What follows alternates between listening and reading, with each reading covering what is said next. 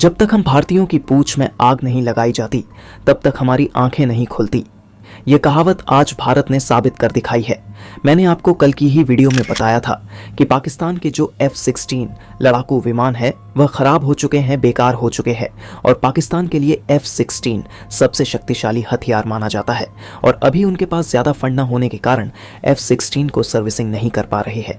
इसलिए यही एक मौका है कि हम पाकिस्तान को सबक सिखा सकते हैं। और मैंने ये भी बताया था कि भारत को अब जाग जाना चाहिए और पीओके वापस लेना चाहिए। आप बोलेंगे कि इस वीडियो का इस वीडियो से क्या संबंध है? मैं आपको पूरी डिटेल इस वीडियो में समझाने वाला हूं, तो वीडियो के अंत तक बने रहिए। और चैनल पर नहीं हो तो चैनल को सब्सक्राइब कर दीजिए। आपके लिए एक छोटा सा काम है, लेकिन इससे हमारी काफ़ी मदद होती है। तो बढ़ते हैं वीडियो की तरह। आपको बता दें कि आखिरकार भारत के नीति निर्धारक गहरी नींद से जागते दिख रहे हैं। और आपको बता दें कि कल ही खबर निकलकर सामने आई थी कि चीन के अंदर पाकिस्तानी पायलट ने J-31 लड़ाकू विमान की ट्रेनिंग शुरू कर दी है, जो भी एक स्टेल्थ लड़ाकू विमान है। और यह खबर भारत के लिए किसी सदमे से कम नहीं थी। यहाँ तक कि आप जानकर हैरान होंगे कि पिछले 24 घंटे में भारत के डिफेंस सर्कल में और भारत के डिफेंस से जुड़े हुए लोगों में लिटरली खलबली मची हुई है। और इस बात से इनकार भी नहीं किया जा सकता कि J-31 कोई नॉर्मल जेट है। हमने आपको बताया था कि अगर पाकिस्तान ने स्टेल्थ लड़ाकू विमान अगर ले लिया तो पाकिस्तान हमें खुलेआम चैलेंज कर पाएगा युद्ध के लिए। और आपको बता दें कि यह जो J-31 लड़ाकू विमान है वह एक स्टेल्थ लड़ाकू विमान है। और भारत के लिए मुसीबत की बात यह है कि इस फाइटर जेट को टक्कर देने के लिए भारत के पास इस प्रकार का कोई भी लड़ाकू विमान नहीं है और आने वाले काफ़ी लंबे समय तक होगा भी नहीं।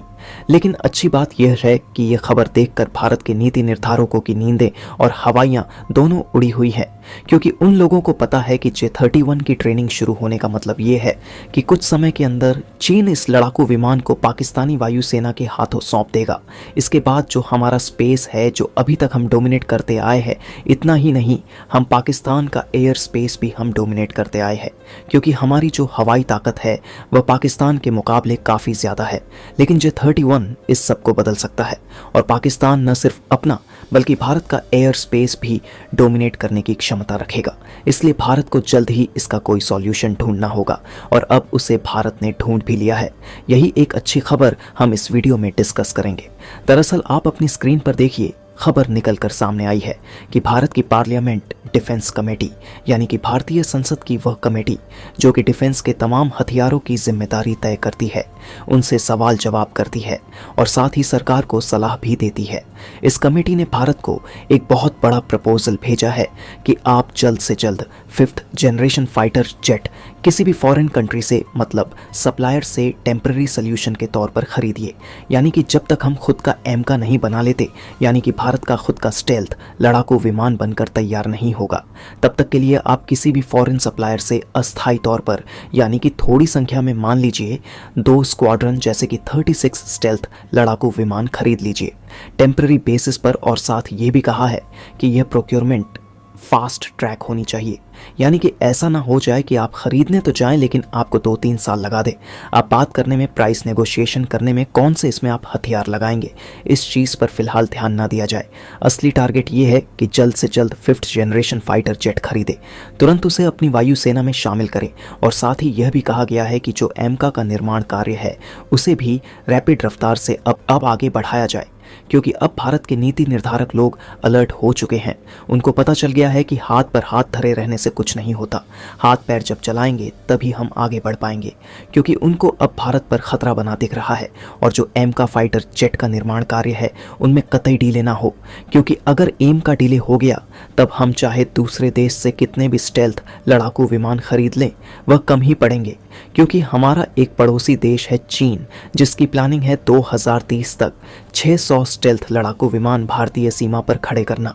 दूसरा देश पाकिस्तान है, जिसका टारगेट है 100 स्टेल्थ लड़ाकू विमान 2035 तक हमारी सीमा पर खड़े करना। अब आप खुद सोचिए कि 700 स्टेल्थ लड़ाकू विमान का मुकाबला आप 2035 में कैसे करोगे। इसलिए यह टेम्पररी सॉल्यूशन होगा कि 36 की संख्या में खरीद लिए जाए, क्योंकि 36 काफ़ी होंगे आने वाले 6-7 सालों तक। हम चीन पाकिस्तान दोनों को शानदार टक्कर, बल्कि यह कहिए कि उनके और स्पेस को डोमिनेट कर पाएंगे, क्योंकि चीन पाकिस्तान के स्टेल्थ लड़ाकू विमान की क्वालिटी अभी 100% तक नहीं पहुंची है, लेकिन अब से 6-7 सालों के बाद वह 100% तक पहुंची जाएगी। लेकिन अगर हम एक अच्छा स्टेल्थ विमान खरीद लेते हैं तो दोनों देशों को बड़ी आसानी से हरा सकते हैं, बल्कि इन्हें दबाकर रख सकते हैं। लेकिन सवाल है कि पार्लियामेंट डिफेंस कमेटी कौन से स्टेट लड़ाकू विमान खरीदना रिकमेंड कर रही है। तो देखिए, ऐसा उन्होंने कोई भी रिकमेंडेशन नहीं दिया है कि इस देश से खरीदो या फिर उसे देश से खरीदो, लेकिन उनका इशारा 2 लड़ाकू विमान की तरफ है। पहले है रूस का Su-57 स्टेल्थ लड़ाकू विमान, दूसरा है अमेरिका का F-35, और यही सॉल्यूशन है, क्योंकि इन 2 लड़ाकू विमान से बेहतर स्टेल्थ लड़ाकू विमान आपको दुनिया में नहीं मिलने वाला, बल्कि मिलेगा ही नहीं। भारत के पास यही ऑप्शन है। लेकिन देखने वाली बात यह होगी कि डिफेंस कमेटी की इस रिकमेंडेशन पर सरकार जवाब क्या देती है।